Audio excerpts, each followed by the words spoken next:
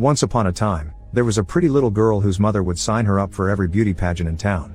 Her mother would always say, if I had to choose between you being smart and you being beautiful, I would choose beautiful every time, and those words stuck with the kid. This little girl grew up to be the beautiful Amelia, a runaway supermodel with a bright future ahead of her. She is very successful at her job, but she also finds it quite boring, the hours are abusive, and she is constantly bothered by creepy photographers. It is during one of her many fashion shows that Amelia meets Harry, a handsome millionaire. The two of them begin a passionate relationship, and soon Amelia is moving into Harry's giant mansion. She thinks her life is almost a fairy tale. One morning, Amelia is woken up by some strange noises coming from Harry's office and goes to check what is going on, finding her boyfriend putting up a giant shelf on the wall. This is rare for Harry because he usually prefers to hire a professional, but today he claims to be inspired. The shelf is not for his books or trophies, it is a gift for Amelia, who finds the present very sweet but does not think all her shoes will fit in it. That is when Harry clarifies the shelf is literally for Amelia herself. He wants her to sit there all day. She will have a perfect view of the pool and Harry's desk, so this will allow him to gaze at her while he works. He thinks this will make him invincible and he will launch 100 businesses because by looking at her he could always remember what he has and never lose sight of what it's all about. Amelia does not like the idea very much and reminds Harry she has to work, but he just responds she should quit since she hates her job anyway. Harry thinks she is too extraordinary to live an ordinary life and wants to make sure she will never have to worry about anything ever again. He even promises to always worship her while she is up there. He does not care about what people would say, he just keeps insisting that this would make him the happiest man on earth, so Amelia gives in and accepts to try. Harry helps her climb the ladder so she can sit on the shelf, then gives her a pillow so she can be more comfortable. Before taking the ladder away, he says this is a pretty nice view of a pretty nice life. Then, Harry goes to make breakfast for both of them, and now that she is alone in the room, Amelia begins trying to chase the awkwardness away and concentrate on comfort. Sometime later, Harry and Amelia get married, but even during the party, Amelia spends her time sitting on the shelf while wearing her wedding dress and watching everyone mingle and chat. When Harry offers a little speech, he asks for a toast for Amelia, and she finds herself flattered by having all those eyes on her. Later, after night falls and everyone has gone home, Harry brings back the ladder and spends the wedding night on the shelf with his new wife.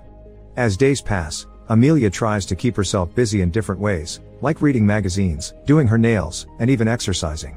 The hard breathing noises she makes while working out distract Harry from his business phone calls, but he does not mind. In fact, he claims it is his business that distracts him from her. Harry also brings her lavish presents almost every day, like gorgeous flowers, sparkly jewelry, and delicious chocolates, wanting to celebrate even foreign holidays. Sadly, the initial excitement soon begins fading off. Staying on top of the shelf is incredibly boring, and not even the maid will chat with Amelia outside basic questions. This life robs her of independence, autonomy, and free will. Harry starts paying less attention to her too, only stopping by to blow her a kiss before leaving and not bringing her presents anymore. He does not even notice the beautiful dresses Amelia puts on just for him, and now he is also annoyed by any noise she may make while he works, so he will ignore her attempts to start a conversation and will not even allow her to hum a little tune either. She has become nothing else than a decoration on the wall, a literal trophy wife. One afternoon, Amelia brings out her most glamorous dress yet, wishing Harry would at least glance at her. Instead, Harry notices that the natural light is not reaching his desk, so he asks his employees to help him turn it around. Now Amelia is stuck watching the back of her husband's neck, and she cannot stop the tears from falling anymore. 3 years later, Amelia is still sitting on the shelf. She hears Harry coming back from work, but he does not come to see her. He has grown distant and bored of her. Amelia calls his name and even begins screaming, but this still does not get her husband's attention. This is the last straw that finally breaks Amelia, making her decide it is time to get off the shelf at last. This is harder than it looks. The distance to the floor is not very high, but after so many years stuck up there, Amelia's perspective is quite rapt. As a test, she practices telling her show that she wants to break up then throws it out, but seeing it fall only makes her fear worse. However, she is determined to leave, so she practices with the second shoes and accepts she has to take a leap of faith. Amelia slowly begins to make her way down until she cannot hold on to the shelf anymore and falls to the floor. From Amelia's perspective, it is a long scary fall, but she actually makes it to the floor quickly and unharmed except for some soreness. It is hard to walk after years of not doing so with legs that have become atrophied, so Amelia uses furniture to help her stand up before slowly and awkwardly walking outside, ready for an eye-opening experience full of self-discovery. Feeling the breeze on her face again delights Amelia, and soon she begins exploring like a baby seeing the world for the first time. While whirling around in happiness, Amelia touches the pool water, throws out a bunch of tennis balls, and dances through the house's corridors before putting on her shoes to go to the street and climb inside the mail truck, which takes her downtown. When she reaches the city, her eccentric behavior continues as she gains confidence in her walking to move quickly and finally feels like she is part of society again. Amelia hugs the truck, says hi to strangers, dances on top of a table, and even asks a man for a ride on his Vespa. The trip is lots of fun, and once they reach the coast area, Amelia gets off to keep on exploring. Once again, she dances with a stranger, but she also tears off a man's parking fine, joins a yoga group, runs after a dog, and eventually makes her way to the beach, where a flash mob joins her in her dancing. Then, she runs into the sea, and being hit by a cold wave is exactly what she needs to be brought back to reality. Afterward, Amelia tries to chat with some strangers, but they are not interested in her happiness and refuse to lend her a towel when she asks. Feeling cold and lonely, Amelia decides to wander around town again until she comes across a makeup store. Noticing some women getting makeovers and the state of her own face on the reflection in the window, her mascara has run and her concealer has all washed away. Wanting to feel pretty again, Amelia enters the store and uses the free samples to clean up her face, instantly feeling better when she does not look disheveled anymore.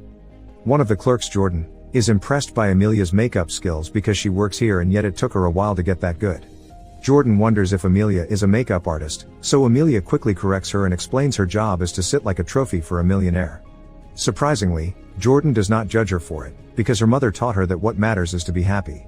Amelia replies by sharing her own mother's beauty over brains philosophy, and Jordan tells her she does not have to choose, she can have both. This means a lot to Amelia to hear, because she never thought of it that way. Before Amelia leaves, Jordan tries to sell her something because she works on a commission, but Amelia has no choice but to turn down the offer since she does not have any money on her. Moments later, Amelia goes back home and stares at the shelf for a while. After some hesitation, she grabs a fire poker and begins hitting the shelf to destroy it.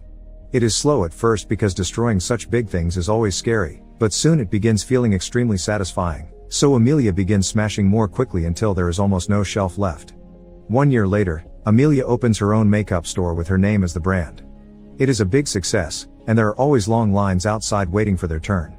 But even at the store, Amelia repeats old patterns. She sits on a shelf with a neon-lit sign above her that reads "Let everyone look," intending to be a sample of how she is both very beautiful and smart enough to handle her own business. However, when clients come by to say hi to her and call her pretty, they do not stay to hear how she is more than that. Amelia continues to be another cog in the beauty wheel designed to belittle women, nothing else than a living trophy. Make sure you subscribe to Short Movies and turn on notifications so you can watch more videos like this.